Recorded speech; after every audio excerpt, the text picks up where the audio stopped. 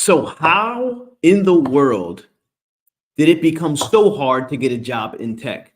I mean, like it seems like just yesterday, people were literally giving themselves a raise just by simply job hopping from one company to another. You can easily get yourself 10, 20K raise just by job hopping.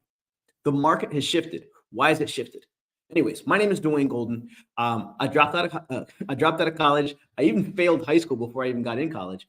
And today I'm a software executive at a $20 billion company specializing in cybersecurity. And my plan today for this video is to share some insider secrets on what happened in the job market and how you can even get hired in a job market as competitive as this one. So let's talk about it. What the heck happened? Well, first off, I think it's important to acknowledge the reality. I'm going to give you some statistics that I found. 42%, that's right, 42% decrease in global venture capital is what happened to so many companies. So if you look at tech, right, you're applying, and everywhere you apply, you've probably seen it. There's literally hundreds of job applicants, sometimes even more than that, for every freaking job. Like, how do you even get hired with that if you're just in that huge pile of applicants? Well, it's tough. Well, what happened is funding has changed dramatically. I looked up some numbers, and you can Google this yourself. But in 2022, I got the numbers right here in front of me. In 2022, there was $381 billion of global venture capital. And fast forward just 1 year, it dropped by 42%. In 2023, it went down to just $221 billion in global venture capital, right? You're saying those are some big numbers. What does that mean for me? Well, think about it for yourself. If your paycheck dropped by 42%, don't you think your priorities were changing? You would spend money a little bit differently? Of course, companies are doing the same thing. There's a little bit less money flowing into tech, and for multiple reasons.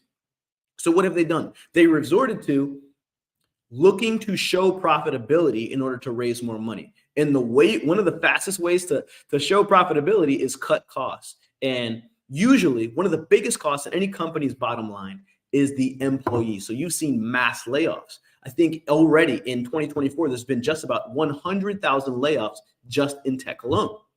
So yeah, that's one of the first things. Why is it so hard to get a job? Well, there's a lot less jobs than there once was. There's 100,000 less, quite frankly.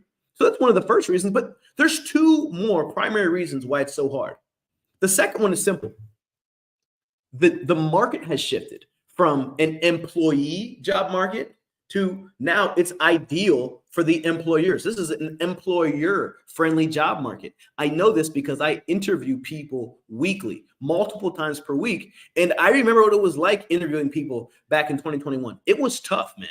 There was so much competition. Literally every candidate I talked to had offers from 3 other places. A lot of them were fully remote, unlimited PTO, all sorts of perks that make no sense. It's insane. Today, it's a completely different game. The employer has a much different selection. A lot of people are not taking entry-level employees. And the reason is, like, I remember, like, I've even shifted my own hiring for my organization because we're getting like a higher quality candidate because it's so competitive out there. We're getting higher quality candidates, but the same level we would get, associate level or entry level job candidates. So we can actually hire people with more skill, more experience for the same positions that we used to hire entry level people for. So if you can get more experience for about the same price range, you're going to go after it. So that's what's happened, right? There's less jobs out there for the reasons I laid out in the first point. And right now, employers are just really sifting through the pile for the best of the best, right? Which is what they're supposed to do. They're in it to make money. We're all in it to make money. There's still some things you can do. If you're watching this video, you're like, okay, great for employers. What does that mean for me? I'm watching the video. I need a job, man. I want to get a job in tech. How can I do that? Don't worry, stick around to the end of this video, and I'm going to talk to you exactly about what you can do to get hired, even in this competitive job market. But before that, I want to continue to talk about why we are where we are and what's going on in the tech market that made it so hard to get a freaking job. Well, the third principal reason that it's been so hard to get a job right now is simple. Return to office. Controversial topic, especially now and even more, I think, a couple of years ago. Return to office has changed the game because For a long time, everybody was pretty mandatory hiring remote because people weren't allowed to come into office for legal reasons. Most governments did not allow people to have, unless you were like, what do they call them, essential workers, you weren't coming in the building because it was unsafe, right? Today, it's different. A lot of companies are saying, you know what, we're spending so much money on this office space. You know what, I think we'd be a whole lot more productive if our managers and their employees worked in the same building. So what's going on is companies are drawing a lot of companies are drawing a line in the sand and saying, hey, we're going to be an in-office culture. And what's happening is a lot of people are leaving and then searching for those same remote jobs everyone else is. So the employees who left or were terminated because they wouldn't come back to the office are now all looking for that same remote job that you are. So I've got my own opinions on this, but everyone's got their own circumstances or reasons for wanting to come into the office or not wanting to come in office. I'm not going to be the judge of your reasons, but it is making a big difference because think about this, like in the 90s, forget the 90s, in 2018, before COVID, a software company was hiring people locally, primarily. Companies would hire people in their local market. Today, a company based on Silicon Valley can hire someone in Alabama remote, which is awesome in a sense. But if you're now competing not only with the people in your local community, but people from literally all over the globe, there are so many more job candidates when you're looking at a remote job. One, because everybody wants to be able to work at home in their pajamas. Two, is because it's accessible, right? Like I grew up in a small town in Pennsylvania called Harrisburg. And believe it or not, there's only, I can't even think of a single tech company from Harrisburg. But if I lived there today, I could go and apply for a remote job in one of the big cities where most of these tech companies flock to. So those jobs are in higher demand. So the competition is way higher. So if you're wondering what has happened in the tech job market, well, that is a big part of what happened. Return to office. So the people who didn't return to office are now looking for the same jobs that you are. So that made a big difference. So that leaves us with one question.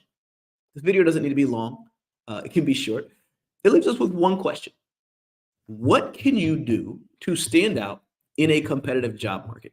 Well, I can tell you firsthand some things that I've seen with people who've interviewed with me that have stood out among the pile of applicants. We get hundreds of applicants every single month for the positions. Anytime we open them, like we get flooded, probably full, more applicants than we could probably even review in a week whenever we post a job. So what have I seen happen? The people who are successful, this is crazy. And by the way, can I tell you something before I even release what this is? There are some things I'm about to share with you that will sound like, duh, I already knew that. Here's the thing. It's not about what you know. What are you actually doing, right? You can know that, hey, when I put I should put my turn signal on when I'm going to turn in my car.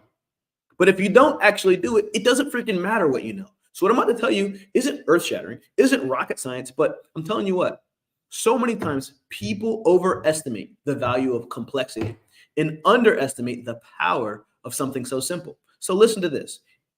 The way to stand out and what I've seen work is that simply get referred to the company you'd like to work at.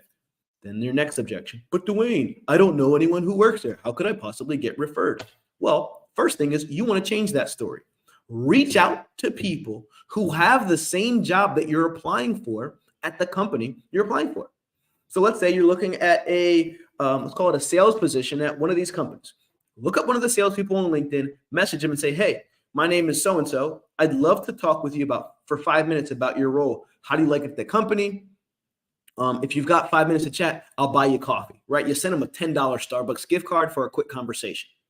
At the end of the conversation, you ask them questions about the company, right? How do they like the job? What are they looking for? And at the end of it, it's like, hey, man, if you're comfortable with it, based on this conversation, would you be open to referring me to your company, to sending me through as a referral? And you'll find after you talk with someone for 5 minutes, as long as you're a decent person, most time people will be more than happy to refer you.